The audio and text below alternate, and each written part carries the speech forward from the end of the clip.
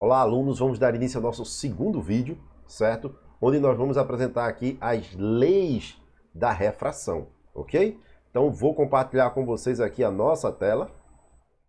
Então, imagine que você tem aqui ó, o raio incidente, certo?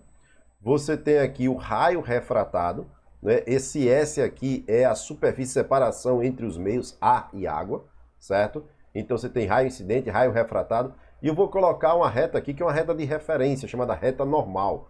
Toda vez que você vê nome normal na física, quer dizer que é perpendicular. Então a reta normal à superfície ela é perpendicular à superfície, ok? E aí nós temos duas leis. A primeira lei diz assim, ó, o raio incidente, o raio refratado e a reta normal, elas são coplanares. Ou seja, elas estarão sempre no mesmo plano. Tudo bem? Segunda lei. A segunda lei ela afirma que a razão entre os senos dos ângulos de incidência e de refração é igual à razão entre o índice de refração do meio 2 e o do meio 1. Então, matematicamente, nós temos aqui ó, que seno de θi sobre seno de θr é igual a N2 sobre Ni. Professor, mas quem é esse θ aí? Ó? Observe que nós temos aqui o raio de incidência, certo? Esse raio de incidência, ele faz com a normal um ângulo chamado ângulo de incidência θi, certo? E ao ser refratado aqui, esse raio refratado fará com a reta normal um ângulo chamado aqui de θr. Então, θi é o ângulo de incidência e θr é o ângulo de refração. N1 é o índice de refração do meio 1, onde a luz inicialmente está, e N2 é o índice de refração do meio 2, que nesse caso é o índice de refração da água, ok? Então, a lei de Snell, ela relaciona esses ângulos de incidência com o ângulo de refração com seus respectivos índices de refração dos meios, ok? Tudo bem? Essa segunda lei da refração ela é chamada lei de Snell, e eu gosto mais essa segunda lei escrita dessa forma aqui, onde ela diz o seguinte, ó, se eu fizer aqui meio versus extremo, certo? Eu vou ter que N1 vezes seno de θi é igual a N2 vezes seno de θr, ok? Então nós temos aqui uma relação aqui que, como eu falei, ele mostra essa relação entre o ângulo de incidência e o ângulo de refração. E essa relação entre eles depende de refração. Uma coisa interessante que a gente pode perceber aqui, ó, é que esse produto aqui, N2 seno θr, é constante. Então isso quer dizer o seguinte, ó, quanto maior θr, maior o seno, né? Então quanto maior θr, menor é o índice de refração. E quanto menor, eu posso também imaginar, quanto menor o índice de refração, maior θr. Então existe uma relação inversa entre o índice de refração do meio 2 e o ângulo, certo?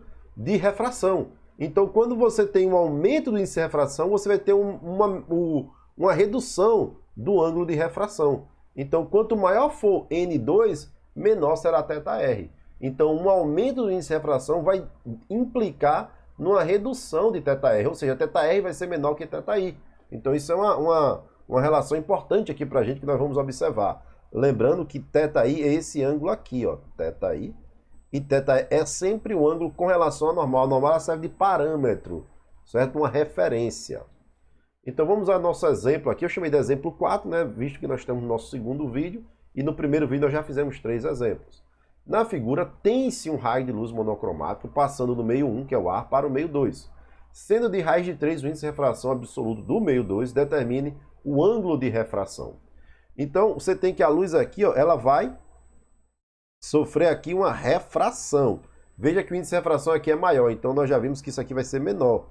Há uma redução aqui, então tem aqui um θr. Eu quero achar esse θr.